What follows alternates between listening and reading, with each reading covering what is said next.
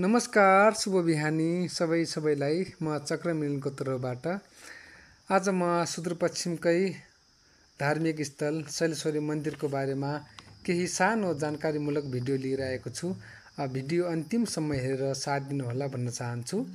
र वास्तवमा म आज भिडियो बनाउनुको कारण यो शैलेश्वरी मन्दिरको नाम शैलेश्वरी कसै रहन गयो भन्ने विषयमा बनाउन गइरहेको छु। भिडियो हेरेर सुनेर साथ दिनुहोला भन्न चाहन्छु। सुदूरपश्चिमाञ्चल विकास क्षेत्रको डोटी जिल्ला अन्तर्गत सिलगढीमा अवस्थित शैलेश्वरी मन्दिर यस क्षेत्रकै प्रमुख धार्मिक स्थलका रूपमा रहेको छ। यहाँ देवीको नित्य पूजा सिलगाउँ निवासी भट्ट ब्राह्मणद्वारा गरिन्छ।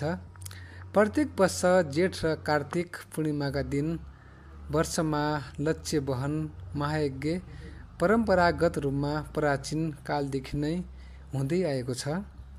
यो मन्दिरलाई सुदूरपश्चिमका 9वटै भगवतीहरूका मन्दिरहरूमा एक मन्दिर मानिन्छ।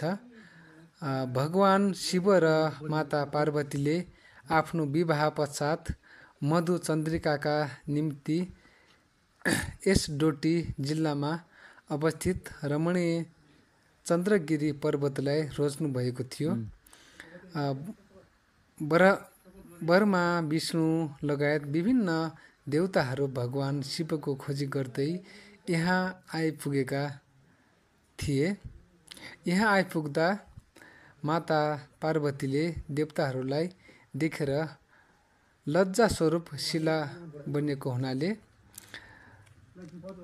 हुनाले त्यति बेलादेखि नै यसलाई शिलादेवी अर्थात् शैलेश्वरी मन्दिर भनेर अहिलेसम्म यसको नाम यस्तै रहन आएको छ। र अब यो शैलेश्वरी मन्दिर कसरी बनेको छ यसको बारेमा पनि जानकारी गराउन चाहन्छु। मन्दिरको विशेषता स्थापत्य शैली। यो एक मन्जिल मन्दिर नेवारी प्यागोडा शैलीमा बनिएको छ र यस मन्दिर परिसरभित्र शिव, गणेश, भैरव र चण्डेश्वरी जस्ता विभिन्न देवी देवताका मन्दिरहरू समर्पित 7वटा मन्दिरहरू रहेका छन्। शैलेश्वरी मन्दिर पछाडि चण्डेश्वरी भैरवको मन्दिर छ, जहाँ बौद्धिक र तान्त्रिक दुवै विधिबाट पूजा गरिन्छ भन्न चाहन्छु। मन्दिर मुनि गौरी कुण्ड नामक पोखरी छ, जुन पार्वतीको पसिनाबाट बनेको विश्वास गरिन्छ। सुदूरपश्चिमकै धार्मिक शक्तिशाली पीठ शैलेश्वरी मन्दिरको बारेमा छोटो जानकारी तपाईँहरूमाझ लिएर आए। तपाईँहरूले कस्तो लाग्छ यो जनविश्वास रहेको छ भन्न चाहन्छु। तपाईँहरू पनि सुदूरपश्चिममा आउन चाहनुहुन्छ भने एकचोटि सुदूरपश्चिमकै शक्तिशाली धार्मिक स्थल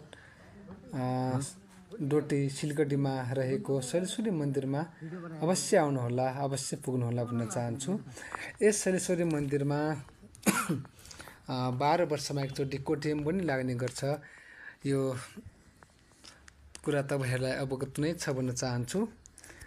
तपाईँहरू पनि आउनुहोला, एकचोटि सुदूरपश्चिममा भ्रमण आउनुहोला भन्न चाहन्छु। तपाईँहरूलाई पनि अवगतै छ, यस क्षेत्रकै धार्मिक स्थलहरूमध्ये यो शैलेश्वरी मन्दिर एक हो, जहाँ विभिन्न मेलाहरू जाँत लाग्ने गर्छन्। सुदूरपश्चिमको भाषामा जाँत भन्छन्, मेला पर्व पनि भन्छन्। यसको तलपट्टि डोटी क्याम्पस रहेको छ भने माथिपट्टि यसको मल्लो बजार आउँछ।